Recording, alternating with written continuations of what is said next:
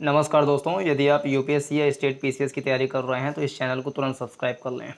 इस वीडियो में हम चर्चा करेंगे सामाजिक व आर्थिक विकास के कुछ प्रतिस्पर्धात्मक पहलुओं के बारे में। अगर इस वीडियो के सार के रूप में एक प्रश्न हम तैयार करें तो ये हो सकता है कि भारत का प्रदर्शन विकसित देशों से लचर है। कथन के कारणों की पड़ताल करें। इस प्रकार के छोटे प्रश्न जो है स्टेट के पीसीएस एग्जामों में पूछ लिए जाते हैं, तो इसकी हम थोड़ी सी बात करते हैं। कोई भी प्रदर्शन होता है, इसके लिए कोई कॉम्पिटिटिवनेस इंडेक्स निकाला जाता है, यानी प्रतिस्पर्धात्मक सूचकांक निकाला जाता है। तो दो सूचकांक हैं, जिसमें से एक है स्विट्ज़रलैंड की एक संस्था है जिसका नाम है institute of management development. Institute of management development, Switzerland की संस्था। इसने एक प्रतिस्पर्धा सूचकांक निकाला 2021 में, जिसके अनुसार इंडिया को 64 देशों की सूची में 43 स्थान मिला, 43वें स्थान पे। चीन 16वें पे था, और जबकि यही ब्रिक्स कंट्री में और देखें तो रूस 45वें स्थान पे, ब्राज़ील 57, दक्षिण अफ्रीका 62 स्थान पे था। तो ये स्थिति रही। भारत हालांकि ठीक स्थिति है ब्रिक्स देशों की तुलना में देखें। चीन हमसे आगे है केवल, बाकी सारे हमसे पीछे हैं। लेकिन फिर भी 64 देशों की सूची में 43वें स्थान पर आना ये बहुत ही दुखदायी विषय है। अगर हम इसकी तुलना, भारत की तुलना 2016 के आंकड़े से देखें तो 2016 में भारत का स्थान 41वां था, 2017 में 47वां रहा, फिर 2018 से लेकर के 2021 तक, 2021 तक जो है वो लगातार 43वें स्थान पर रहा, और 2021 में भी 64 देशों की सूची में 43 स्थान पर भारत रहा है। इसके अलावा एक इंडेक्स और निकलती है जो कि वर्ल्ड इकोनॉमिक फोरम, जिसको WEF शॉर्ट में बोल देते हैं, उसने भी वो भी निकालती है कॉम्पिटिटिवनेस इंडेक्स निकालती है, प्रतिस्पर्धा सूचकांक, जिसमें पता लगा चीन जो है वो 28वें स्थान पर है, और रूस 43वें स्थान पर, साउथ अफ्रीका 60वें स्थान पर, जबकि इंडिया जो है वो 2021 में 68 स्थान पे, 2018 में 58वें स्थान पे, 2019 फिर 20, इसके बाद जो है 68वें स्थान पर रहा है, और इस साल भी जो है उसका 68वां रैंक रहा है। तो इन दोनों के सूचकांक पे यदि हम देखें तो इसके अनुसार हम काफ़ी पीछे चलते हैं कई देशों से। अगर हम IMD यानी कि ये जो संस्था institute of management development Switzerland वाला, इसके आकलन का आधार देखें तो हम क्या है, 12 आधार हैं इसमें। 12 आधारों में से 5 आधारों पर हम सही चल रहे हैं, लेकिन बचे हुए जो 7 आधार हैं उसमें हम ठीक नहीं चल रहे हैं, और उसमें भी जो हेल्थ है, एजुकेशन है, और जो हेल्थ है, इसमें हम लोग एकदम से पीछे हैं, यानी कि 64 देशों की सूची में एकदम 64वें स्थान पर हैं, एकदम पीछे हैं। जो 5 स्थान पे हम लोग बढ़िया चल रहे हैं वो क्या है, एक तो विश्व व्यापार है, विश्व व्यापार में हमारी स्थिति ठीक है। वैश्विक निवेश जो है उसमें भी स्थिति ठीक है। श्रम बाजार, यहाँ पे श्रम की उपलब्धता खूब है, व्यक्ति की संख्या बहुत ज़्यादा है, कुशल और गैर कुशल बाज़ार जो है यहाँ पे उपलब्ध हैं, श्रमिक उपलब्ध हैं। सांस्कृतिक मूल्य के मामले में हमारी स्थिति ठीक है, तकनीक के मामले में हमारी स्थिति ठीक है। लेकिन हमारी स्थिति ठीक नहीं है कहाँ पे, महंगाई में, प्रशासनिक संस्थाओं के मामले में ठीक नहीं है, सामाजिक स्थिरता यानी सोशल स्टेबिलिटी जो है उसमें ठीक नहीं है, उत्पादकता बहुत कम है, प्रोडक्टिविटी, फिर बुनियादी संरचना जो बेसिक इंफ्रास्ट्रक्चर होता है उसमें हमारी कमी है, शिक्षा और स्वास्थ्य में तो हम एकदम ही पीछे हैं। तो ये 12 सूचकांक होते हैं जिसके आधार पर हम ये IMD जो है ये आकलन करती है कि कोई देश जो है किस रैंक पर रखा जाए। तो जहाँ पर हमारी कमज़ोरी है उस पर हम थोड़ा सा और ज़्यादा ध्यान दे सकते हैं। सबसे बड़ी कमज़ोरी हमारी जो शिक्षा वाली व्यवस्था है उस पर है। भारत में करोड़ों बच्चे जो है हर साल पढ़ाई करते हैं, पास होते हैं, इंजीनियर बनते हैं, मेडिकल कॉलेज में जाते हैं, पढ़ाई करते हैं, लेकिन ऐसा देखा जाता है कि युवा बेरोजगारी जो है वो बहुत ज़्यादा है। 2020 में 10.5% युवा बेरोजगारी थी, जबकि 2021 में बढ़ करके 23% हो गई है। तो स्कूल में इस प्रकार की शिक्षा शायद नहीं दी जा रही हो जिससे कि बच्चे आगे चल करके कोई अपना बिजनेस कर सकें, या अपना स्टार्टअप खोल सकें, या दूसरे लोगों को रोज़गार दे सकें। तो बेरोजगारी की संख्या बहुत ज़्यादा है, जबकि शिक्षा के क्षेत्र में जो है बाकायदे खर्च किया जाता है अच्छी मात्रा में।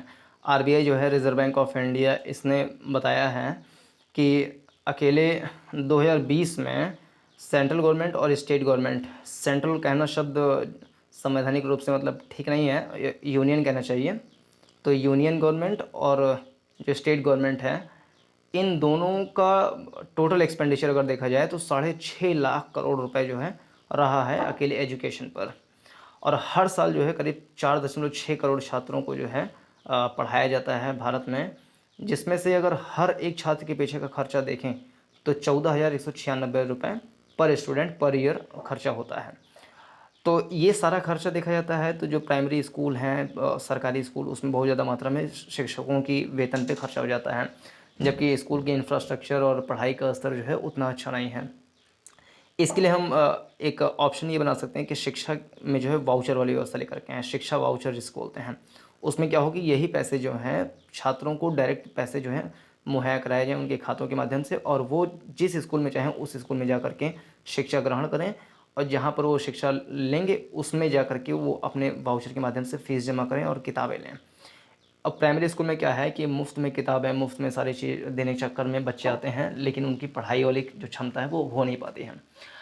हालाँकि शिक्षा का अधिकार के तहत 14 साल तक के बच्चों को मुफ़्त में शिक्षा प्रोवाइड की जानी चाहिए। इसके लिए राज्य जो हैं वो मतलब दबाव में तो रहते ही हैं कि उनको शिक्षा प्रोवाइड करना है। लेकिन कुछ ऐसा किया जाए कि उनका पैसा भी खर्चा हो रहा है तो उसका सही प्रकार से यूटिलाइज़ेशन भी हो सके और बच्चे का विकास भी हो सके, उनकी जो शिक्षा का अधिकार है वो भी बना रहे। इसके अलावा हम कह सकते हैं कि कंप्यूटर का ज़माना आ रहा है, टेक्नोलॉजी बढ़ रही है, तो इसमें स्कूल में जो है कंप्यूटर शिक्षा जो है कक्षा 8वीं से ही अनिवार्य बना देना चाहिए, और आगे तक ये अनिवार्य ही बना रहे, ताकि बच्चे कंप्यूटर के क्षेत्र में नई नई टेक्नोलॉजी, नए नए सॉफ्टवेयर सीख करके अपना खुद से कुछ ना कुछ स्वरोजगार भी स्थापित कर सकें। पर्यावरण प्रदूषण जो है इसके में भी हम लोग काफ़ी पीछे चल रहे हैं। जो भी परियोजनाएं, थर्मल प्रोजेक्ट्स लगाए जाते हैं उसके लिए सरकार जो है बिना वायु प्रदूषण का ख्याल रखे या प्रदूषण का ख्याल रखे वो इस प्रोजेक्ट्स को सहमति दे देते हैं कि इससे हमारा आर्थिक विकास होगा। लेकिन जैसे जैसे पॉल्यूशन का स्तर बढ़ता जाता है तो अमीर लोग जो होते हैं वो पॉल्यूशन में रहना पसंद नहीं करते हैं, तो अपनी सारी पूंजी लेकर के किसी दूसरे देश में जाना पसंद करेंगे। तो इससे पूंजी का पलायन होगा, धन का पलायन होगा, और जो स्किल है उसका पलायन होगा। इसके अलावा उस पॉल्यूशन की वजह से जो एनवायरमेंटल लॉस हो रहा है उससे हम और भी ज़्यादा नुकसान में जाएंगे। तो हमें ये एनवायरमेंटल क्लियरेंस जो है वो ठीक प्रकार से दे करके पहले जो हमारा डेवलपमेंट है, फिर हमारा जो कह लें कि पॉल्यूशन है या एनवायरनमेंट है, इन दोनों में साम्यता बनी रहे, ताकि ऐसा ना हो कि हम डेवलपमेंट के चक्कर में एनवायरनमेंट इतना ज़्यादा ख़राब कर दें कि फ़ायदा होने की जगह पे हमें नुकसान ही होने लगे।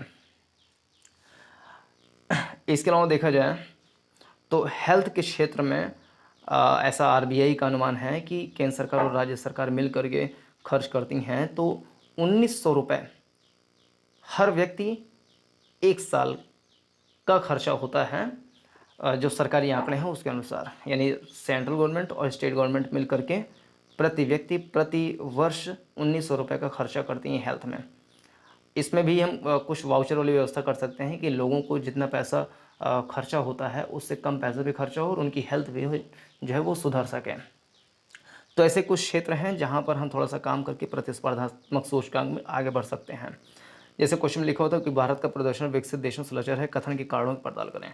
तो कथन के कारणों में क्या है, मुख्य रूप से एक एजुकेशन है, इस पर हम कर सकते हैं।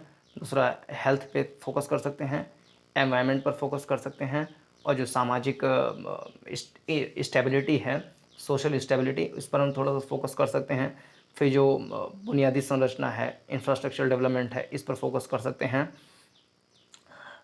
और उत्पादकता, जो प्रोडक्टिविटी है, इन चीज़ों पर अगर हम ज़्यादा फोकस करेंगे तो जा करके हमारा जो है विकास वो बड़ी तेज़ी से होगा और हम प्रतिस्पर्धा सूचकांक में अन्य देशों से आगे निकल पाएंगे।